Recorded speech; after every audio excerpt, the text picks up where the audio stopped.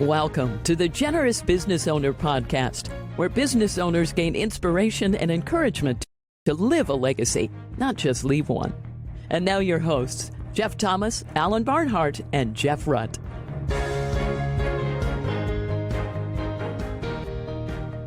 Well, welcome everybody to this week's Generous Business Owner Podcast. My name's Jeff Thomas, and I've got my co-host with me today, Jeff Rutt. Say hello to the people, Jeff. Hello to the people. And we have a very special guest. Kip Sowden is with us. Kip's got a long resume in one industry, which is commercial real estate. He's involved in over $20 billion with a B of real estate transactions over his 30-plus year career. But we don't do long intros. We just kind of get into the stories. So, Kip, thanks for being with us today. Yeah, Jeff, and Jeff, thank you very much for having me. It's a pleasure to be here.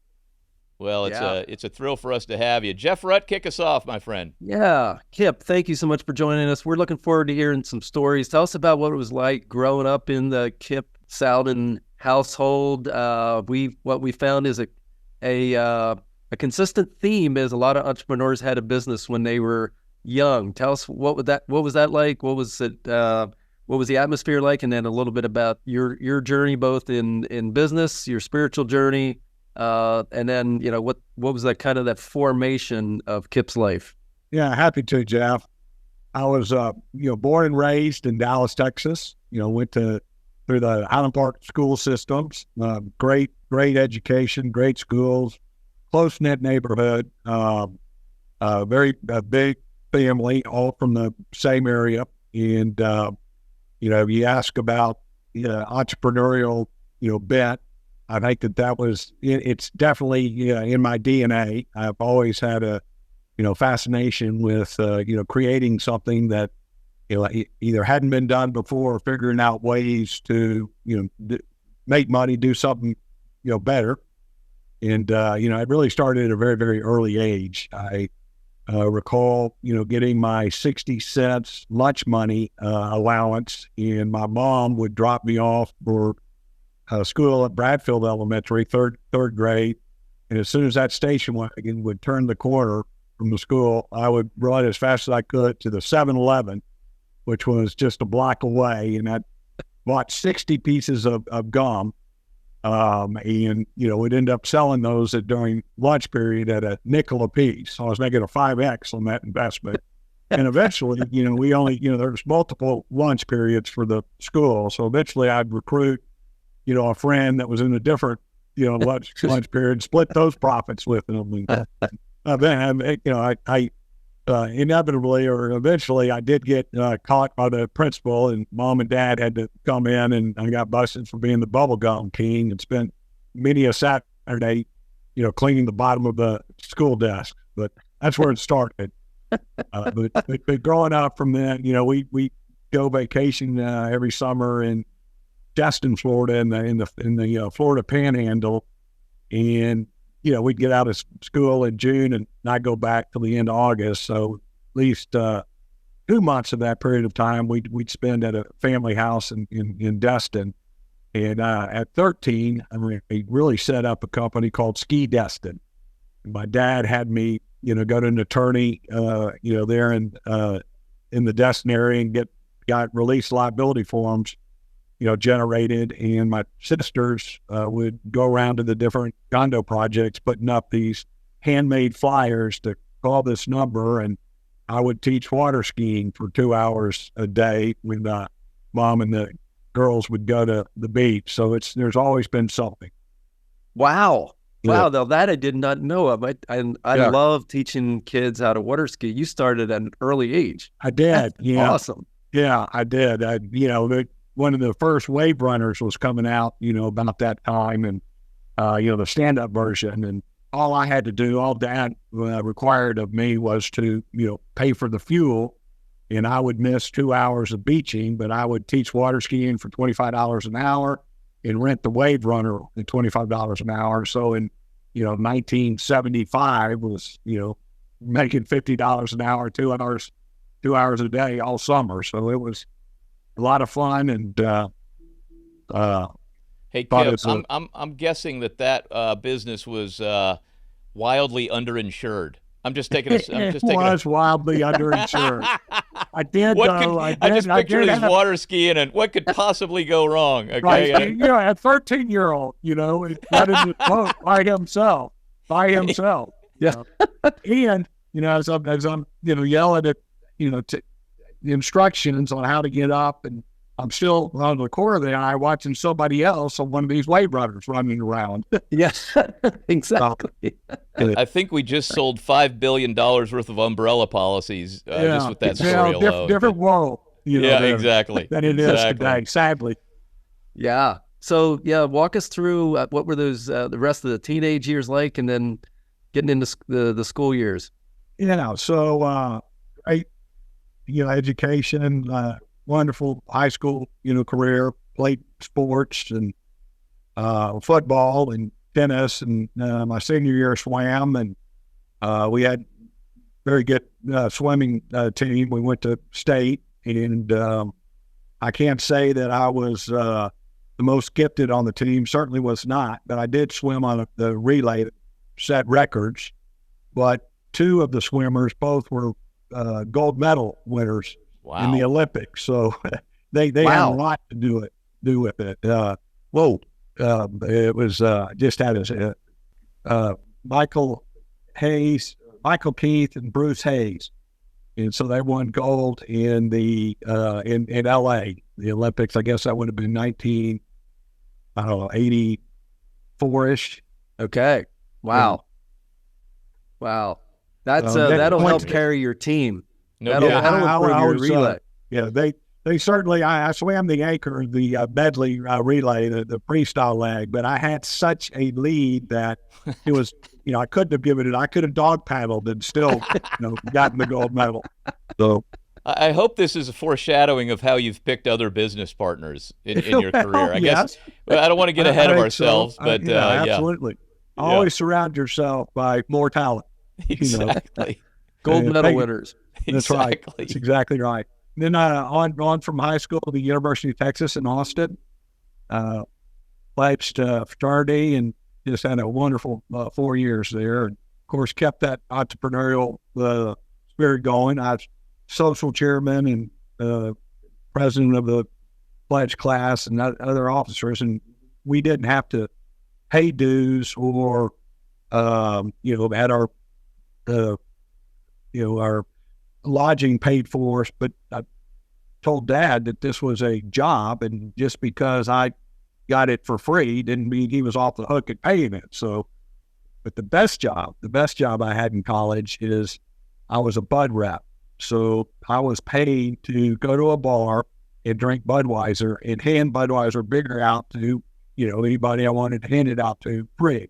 So I think I was one of those early influencers before the internet. That's my word. So, full disclosure for those who aren't familiar with Texas law, the drinking age was 18. Just full disclosure, okay? It was 18, and then when it became 19, I never got gapped, and then when it turned to 21, it was 21. So yes, it was 18, and I was 18 at the time that I got that position. I was a few years behind you. I came from St. Louis down to Texas to go to school, and literally it was a 2-day drive. And the night before in the hotel, before we pulled into Texas, it was on the radio that they had just changed the drinking age to 21, and there was a very sad child, me, in the back seat, and my parents were high-fiving each other. But anyway, where'd you go to school in Texas?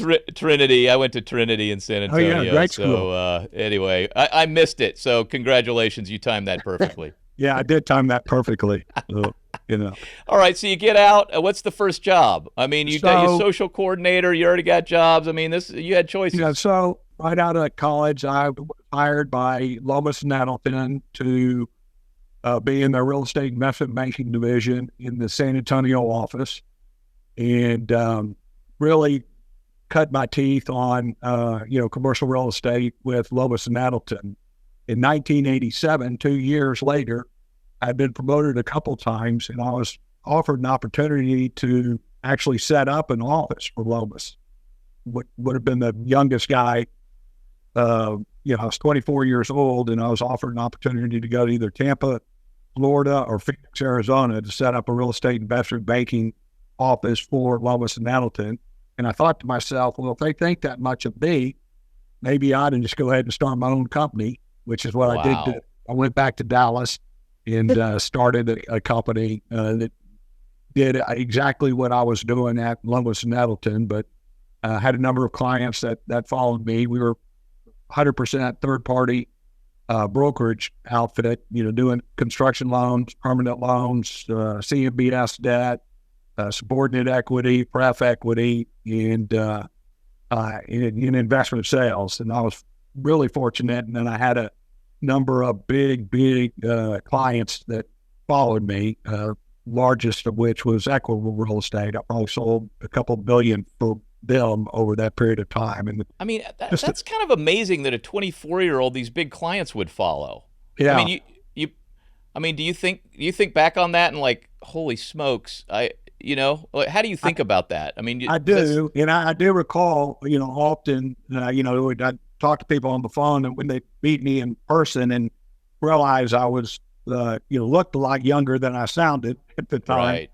And I might have, fibbed a little bit on my age to be a little older than 24. But eventually it caught up and right. it worked out real well. It was a great business, but it was all fee driven, and wanted to be on the principal side of commercial real estate. So I moved into with a buddy of mine from high school and created Realty America Group. And at Realty America Group, we did do quite a bit of the third party brokerage for fee, but we also started buying real estate assets, little multifamily, projects, value add, country club money, pass the hat, and met with some success, doing that. That business grew, and 2008, 2009 happened, and very, very little transactions, little business,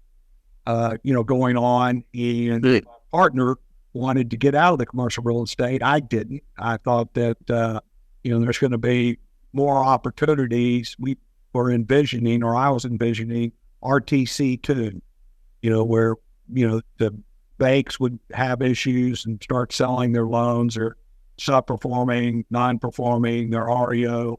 And so I created a company called REAP Holdings, which is current company, but it was originally created with the idea that we would buy notes secured by real estate from financial institutions and do workouts with the borrowers, or, in some cases, worst case, you take title through foreclosure.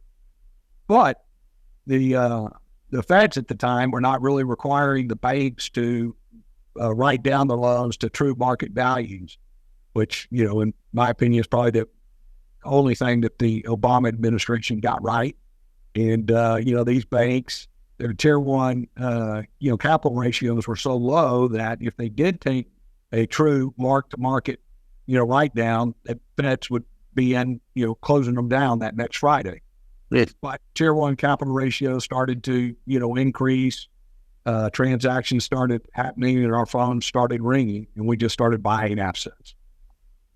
So you were pretty young when the first round of RTC hit. So it doesn't sound like you got caught up in that too much the first round. Is that true? No. I mean, so I started in '85 in commercial real estate, and in '87 was when I set up Wyndham Group, and RTC days were late '80s, early '90s. Yeah. Originally, and then so when I started in the mortgage banking business, I mean, we had interest rates of, 16, 17%, you recall? And people are complaining today about, where interest rates are, and they're not high. They're normal. So what do you think the toughest time you had in your career was? What, there's always somebody running on the treadmill watching or listening to this who, maybe they're having a little bit of a rough time, or, and they're wondering if it's ever going to end. Can you share kind of a setback story along the way? That Sure, there's quite a few. Having been in this business long and being through so many cycles, there's been just tremendous amounts of, setbacks. And it's really, keeping your head down and knowing that, you can get through it and just persevere, trusting God. I can think of one in which under, Realty America Group, we bought this mall in South Chicago to redevelop called Lincoln Mall. Bought it right, great price, negotiated one of the biggest TIFs, tax incremental financing programs in the state of Illinois. No way that deal could go upside down. It had, 4 anchor tenants, Carson's Paris Scott's, J.C. Penney's, Montgomery Ward's, and Sears. But 2 of those anchors and shut down, but Carson's Paris Scott and Sears were still operating, a lot of inline space. And our idea was to really de-mall it and, turn it inside out, make it a big power center, negotiated restructured with Sears, restructured with Carson's Paris Scott, bought J.C. Penney's, pad, had the TIF dollar set up, but the lender that we chose was not a good lender for that asset. It was a credit union that was getting into the commercial lending business, and we found out later that their liquidity was it was harmed, and the only way that they were able to keep going is they were selling paper to other credit unions out the back door. And once those other credit unions stopped buying, they ran out of liquidity, and it created a lot of issues for that project. And all of our equity investors did fine, but we ended up losing a lot of money on that deal. And, damn near put us out of business. We fought back and continued, and it started, growing again.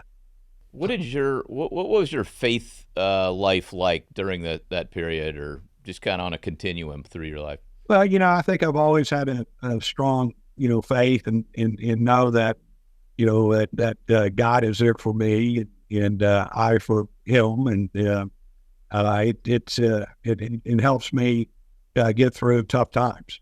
Mm-hmm.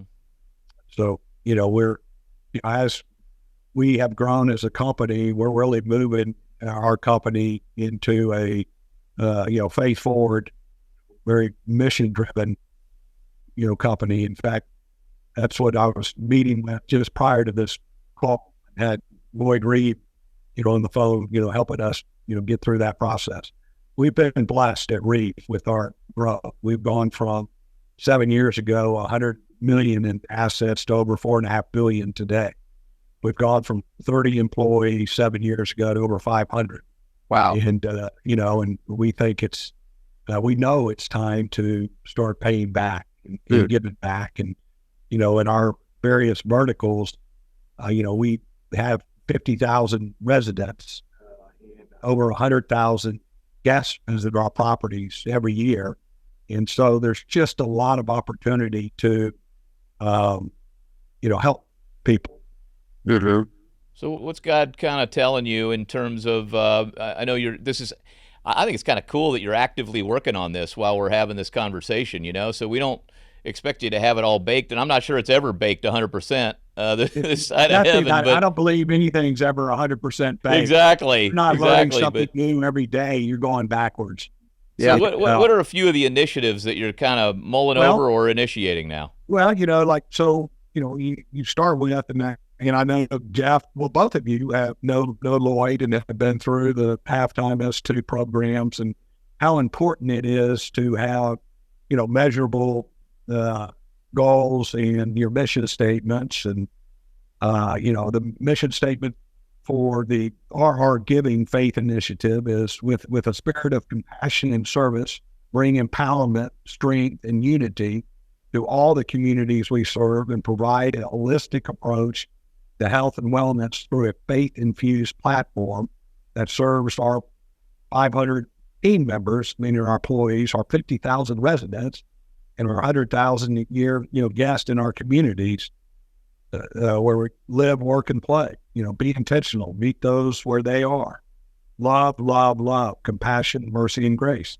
And so, we as a company are, I think we're now setting up our sixth vertical, but our sixth vertical is going to be all about giving.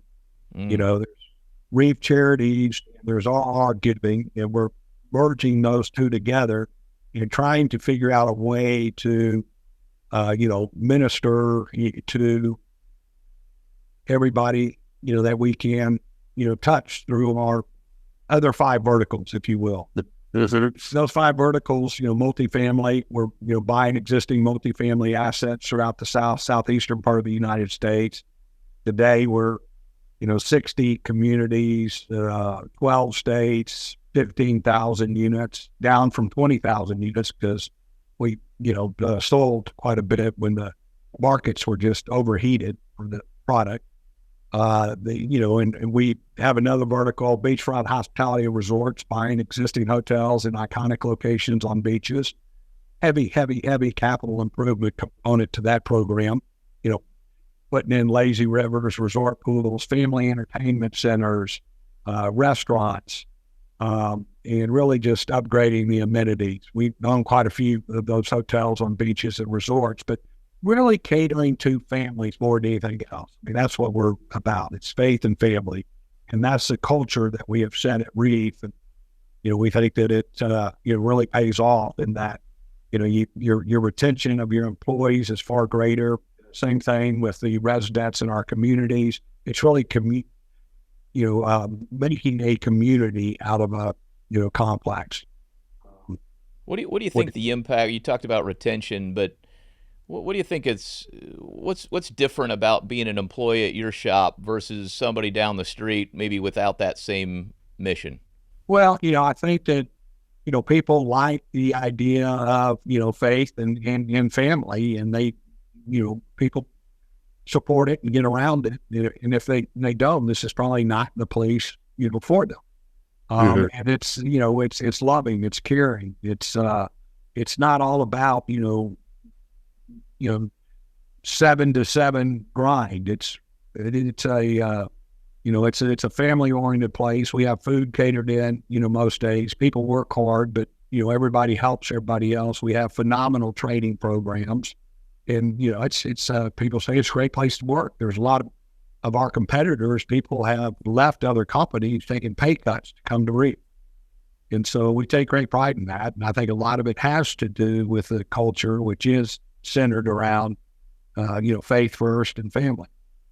So, Kip, I have a question, actually three quick questions, then I'll turn it back to Jeff Thomas. So, number one, I would love to hear for our listeners a couple key things that you think helped you go from, I think you said 30 employees to 500, and what was it, 100 million to 4 billion? Some big numbers. So that's number one. What are some of those keys? Number two, a little simpler question for our listeners who are trying to envision what in the world is a lazy river. I got to see some pictures of that, when I was in your office, and it's amazing. And I think you've put a patent on the lazy river piece. I'm not sure. We are doing quite a few of those, and the guest experience is phenomenal. Yeah. And then the third question is, I'm always fascinated with how much food makes a difference in engagement. And I know you've talked about that before, and I saw it in action there. You were I forget what you were trying to feed us the day we were in your office, but it was really good. Yeah. We do have good food catered in. And it allows people, not to have to leave the office to go to lunch, and you interact during lunch, with, all the other people in the office, and you get to know your coworkers much more intimately and learn of their family life. And, as a company, we're all about, don't miss a kid's soccer game. Don't miss a baseball game. Be with your family. Don't miss a ballet recital or whatever the case is. That's very, very, very important. Yeah. Work will be there. Yes. I think so important. Yeah. It's just, it's a balanced life. Mm-hmm. For me, that's faith and family, and, somewhere down there is work. Mm-hmm. But for me, it's not work. I mean, my wife asks me often, when are you going to retire? And retire from what? I've never worked a day in my life. And I love what I do.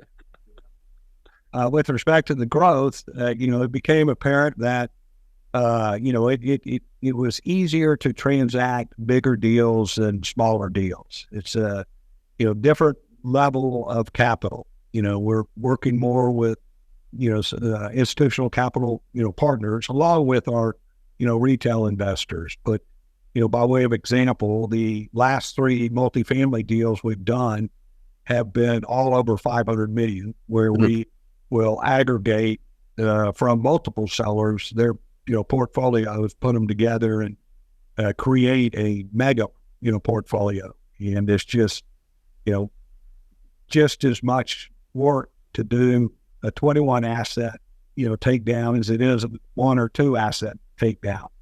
And as you develop a reputation of being able to scale, the deals just become easier and easier. And we've got a reputation as a company, for always executing.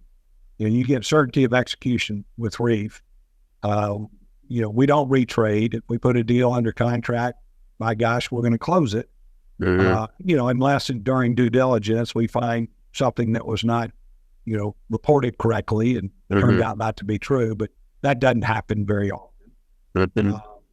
And, we don't typically buy deals that are listed for sale. I mean, if CBRE or Cushman or, if back in the day when I was brokering deals, if I had it listed, I wouldn't buy it myself because, going through that process, there's a lot of capital. It's going to pay a lot more than what we're going to pay for an asset. And we'll tell a seller, if you have the time, to go through that full marketing process, that's what you should do, because you will realize a higher price than what we're going to pay you for your asset. With us, you get certainty of execution, and you're not, taking a market risk of what happens during that marketing process. But it's worked out very, very well for us. And all of our platforms, we're catering to middle America, multifamily, they're very, very, very nice product, but, they're 2-3-story garden style, multifamily. We're not doing the urban high rise, with penthouses that you have to have $3-4 rents per foot to make yields. We like to cater to middle America. Same thing with our beachfront hotels. Beautiful beaches, beautiful water, but they're affordable. And, great rooms, great experience, but they're geared towards a family. Jeff Rutt, you've had many experiences that I haven't had. Like, I think your number of cows you've milked is 100,000 more than mine. But I might be ahead of you on lazy river experiences. Okay. Being in the South, have you never been in a lazy river, Jeff Rutt? All I've done is seen pictures of them. Oh, see, in the South, you have to have a lazy river, right? That's Kip? right. I mean, you get them inner tube and you just float around and, Listen, okay. it's 108 degrees in Texas as we record this in summertime. So, That's I mean, right. Pennsylvania, you let's just say you get fewer days of an outdoor lazy river experience in the north, right? Yeah. Well, Yeah, in our neck of the woods, we did, growing up, we did have inner tubes, and we just have It's exactly creeks. the idea. We do have, they're not man-made, but we have creeks. But I've never really experienced that at these resorts. But I love them. You float for 3 hours, down the creek. Somehow you got to get back to where you started. Exactly. Lazy river, you get out wherever you want to get out. Yes. You just It's the gotta go endless around. float trip. That's right. And if it's just a pool and you're floating, you're seeing the same thing all the time. But in a lazy river, at least depending on the size of the lazy river, you're seeing different people at different junctures. Oh, And we it's so built big good. lazy rivers. Yeah. It's so good. Yeah, no, they're great, and guests really enjoy them, and that is one of our mainstays. That and family entertainment centers, and So Kip, I would love to hear some of you're going through this right now with Lloyd and his team. Some of the talk about how some of the correlation between the intensity and the passion and the intentionality that you put into your business, that you're now going to be focusing on the generosity piece. and how you want to think through that strategically and making sure that that's done in a wise fashion. Yeah, I mean, I think that there's making money has not been a big challenge for us and for me, but I think giving it away and doing it thoughtfully is a challenge, and learning how to be a good giver is difficult, and it's very important. And I think that Lloyd Reeb and the Halftime Institute really helped me focus more on it and be more thoughtful of it, and led to the creation of a foundation that my wife and I set up, separate and apart from what we're doing at the company level. Yeah. And we're in the process now at the company level of setting up a 503c to become even more on the charitable side, but with a faith-driven kind of mission. Yeah. On how we give, and we're still trying to figure out the best way to take advantage of where we are and where we're positioned, as a company. Yeah. And I think that the Halftime Institution was a key part of the evolution to get us to where we are today. Yeah. It's that whole concept of doing your giving while you're living, so you're knowing where it's going, to be thinking about it while you're right in the thick of it. Well, yeah. And, I'm a firm believer in the, 100X concept, and, seeing it spiderweb. And, we've seen that through, our retail investor base. We started with a few investors, and that's grown to over, 2,000 active investors, because they continue to tell their friends and so on and so forth. The same thing holds true, in any endeavor. If you're doing it right, you're being thoughtful and doing what you say you're going to do, then it has a way of growing. So. Yeah, absolutely. I love the intentionality. I mean, it's kind of amazing when you tell a story. Maybe it's the Texas drawl, but it all sounds very smooth and kind of easy. So I'm really glad that when you talked about, I love that line that, making the money. This is so true. I think it's true for me too. I think business for me is easier than the strategy of giving. 100%. I wholeheartedly, I'm experiencing that. Yeah. And it's it's being thoughtful, and it's being intentional, and it's doing it the right way. It's challenging. Mm-hmm. And I like, Jeff, what you said about bringing that same intentionality. That's kind of, you've been doing it for 37 years in the business. It's kind of second nature to set things up, and for it to grow like that, you have to have intentionality of structure and all of those things. But I think a lot of times people really aren't intentional on the other side. I've been guilty of just going home and collapsing on the couch, so I think having that intentionality kind of at home or with your personal finances and giving and all of those things is, I'm just glad that you pointed out how difficult it can be, even for talented business people. And for me, I like to measure results. You want to make certain that, however you're giving, that you have a, tangible evidence that it is doing good. And, ideally it's 100Xing, that you're helping people that help other people, or organizations multiply. That can, right. Yeah. You would need that multiplying effect. It's a lot easier to write a check to Goodwill or, your church. It's more difficult to figure out how a dollar gifted can be $100 or make, 100 times impact on 100 people versus one. And that's where we are really focusing our efforts. Yeah, that's so good, Kip. One of the things Eric Thurman talked about in his book, A Billion Bootstraps, was we need to apply that same discipline, that same intentionality, that same focus on the charitable endeavors that we're involved in as we do our business. And charities need your genius. They need that, focus on the metrics, focus on the results, focus on the accountability, focus on what is the sustainability. Are we creating toxic charity? Are we creating dignity? Are we creating, is that charitable dollar being stretched? Is it producing, if that charity was a business, would it survive? And they need that. It's healthy to have that input. I think too many times in the last, over the last 20 years, 30 years, whatever, especially here in the West, we've saying, we're just going to write a check and then we're going to hope and pray that it's impactful, it has impact, but we almost don't want to know. Like, hopefully it does some good. Jeff, are you saying what he said struck a chord with you? I just think that there's definitely a shift happening in two things. Number one, that there's a lot of room to have business principles and accountability, and charity navigators, making sure that there's, that you're watching whatever it is, whatever that charity is, that they're doing what they say they're going to do. And then number two, that we're not hurting the actual people that we're trying to help. Yeah, you brought it up.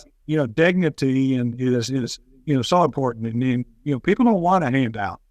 For most people don't want a handout. You want to make certain that whatever you're doing is going to have a multiplying effect, and it's going to have a lasting effect. Yeah, and it's not some kind of temporary fix. Yeah, right. So yeah, well, that's challenging. It's challenging. It's harder. It's messier. It is harder. Yes. But I just love that you're in the middle of this, and I love that you kind of gave everybody running on the treadmill listening to this kind of permission to go, this is harder. The business stuff, most of the people listening to this are having some business success, and it's a struggle to figure out how to do the charitable piece, And of course, that doesn't mean just dollars. It's with your time and how you treat your employees and all those things. But to me, that's the hard part, and I'm glad you expressed that. And Kip, as we kind of wrap up here, one thing that we're always thinking about is that there's, somebody listening to this who's behind you on this track. Maybe they're kind of in your boat of, the business part is a little easier than the charitable part. What advice, just some practical tip, would you leave with them that they can maybe try to apply tomorrow? Nothing is more important than, in my mind, having an open mind and being educated and continuing to get an education. Anybody that thinks that they know it all, they know nothing. And, have an open mind, an open heart, and know that, you've got to continue to learn, and you've got to continue, to seek advice and seek help from others, and just be open, be honest. I love that. It's never too late to keep learning, and look, you certainly helped people behind you on the journey today by having this conversation with us. So we just, Kip, can't thank you enough for being on the podcast today. Absolutely, my pleasure. I've enjoyed it, and getting to know Jeff Brutt and meeting with him, and now getting to know you, Jeff, has been a delight. Yeah, yes. Kip, thank you for all y'all do. Thank you for your time. Congratulations on your success, and congratulations on it was just invigorating and inspiring to hear you talking about going through the process, even as we speak, and the intentionality, the mindset that you have of continuing to learn. That's great advice. Thank you for being on the podcast. Absolutely. My pleasure. And thanks, everybody, for joining us on this week's Generous Business Owner Podcast. Check out our YouTube channel, our website, and share it with a friend. We'll see you next week. Thanks, everybody. Thanks for listening to the Generous Business Owner Podcast with Jeff Thomas, Alan Barnhart, and Jeff Rutt. Make sure to follow the podcast so you don't miss an episode. You can find the guest contact information in the show notes. Stay tuned for the next episode.